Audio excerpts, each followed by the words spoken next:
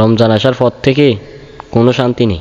আচ্ছা তুই বল, class coaching করার পর এই মাথা বাড়া রোদের মধ্যে রোজা রাখা কি সম্ভব? আমারও তো ওই একই কথা।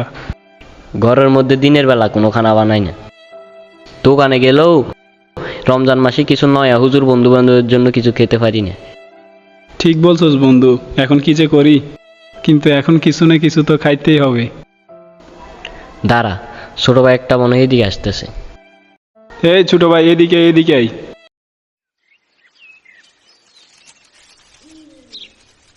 কিরে, কি অবস্থা, কই যাস? এই তো ভাই দোকানের দিকে যাচ্ছি, একটা কাজ আছে। তাহলেই না আমাদের জন্য দোকান থেকে সিঙ্গারা আনিস। খবরদার, খাবারগুলো আমাদের জন্য আনবি, যে কেউ যেন না জানে। উফ বন্ধু, পোলাটা এখনো আইতেছে না কেন? খুব খিদে লাগছে। ওয়েট কর, আসবে আসবে। ভাইয়া সিঙ্গারা তো পাইনি, জুস নিয়ে আসছি, নেন।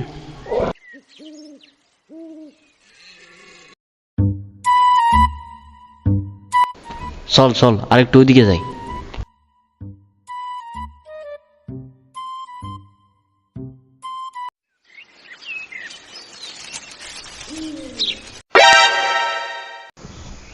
রোজা না রাখিয়ে রে লুকাই লুকাই খানা খাইতেছ না?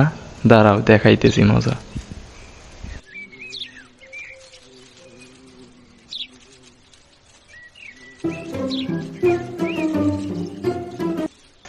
কিরে বেরোজদার এলি? আস্তাগফিরুল্লাহ আস্তাগফিরুল্লাহ। এই রোজা রমজান এগুলো হচ্ছেটা কি? না না, এরকম হলে তোদের সাথে আর মিশা যাবে না। তোদের মতো নষ্ট ফলাফাইনের কারণে আজকে সমাজটা ধ্বংস হয়ে যাইতেছে। আস্তাগফিরুল্লাহ আস্তাগফিরুল্লাহ, থাক তোরা। The next day. উফ কি গরম! এই গরমে মানুষের রোজা রোজা কেমনে রাখে? আর দ্বারা রোজা রোজা রাখন সম্ভব হইত না।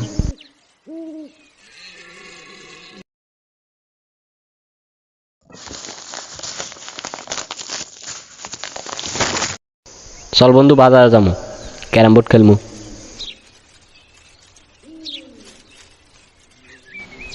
এই দাঁড়া দাঁড়া, এটা রাসেল না?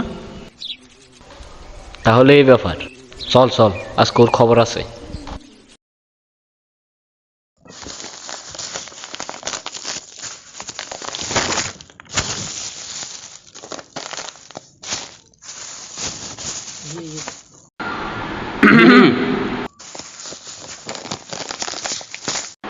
আসসালামু আলাইকুম। কি গো, ওদিন টাঙ্গল লাগে হে তিউজোরের বাপ লইছো, এখন এগুলা কি?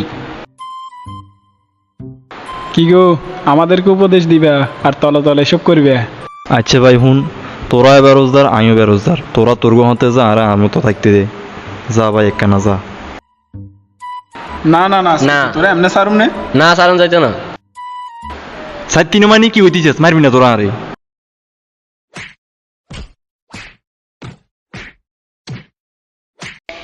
এ ভাই আপনারা রমজান মাসিগুলো কি করছেন?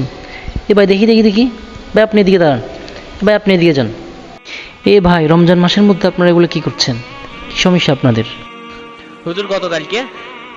তোদের মতো নষ্ট ফলাফাইনের কারণে আজকে সমাজটা ধ্বংস হয়ে যাইতেছে। না না, এরকম হলে তোদের সাথে আর মিশা যাবে না। আস্তাগফিরুল্লাহ আস্তাগফিরুল্লাহ, থাক তোরা।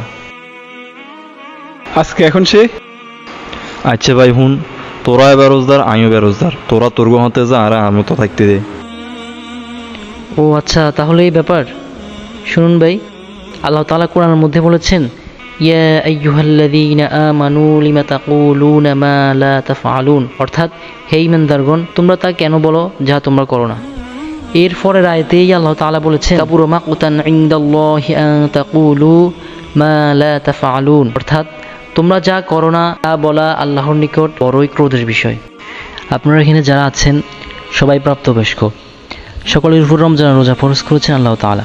যেমন আল্লাহ তাআলা পবিত্র কুরআনুল কারীমে বলেছেন, ইয়া আইয়ুহাল্লাযীনা আমানু কুতিবা আলাইকুমুস সিয়াম কামা কুতিবা আলাল্লাযীনা মিন ক্বাবলিকুম লাআল্লাকুম তাত্তাকুন, অর্থাৎ তোমাদের উপর রমজান রোজা ফরজ করা হয়েছে যেমনইভাবে ফরজ করা হয়েছিল তোমাদের পূর্ববর্তীদের উপর, যেন তোমরা মুত্তাকি হতে পারো।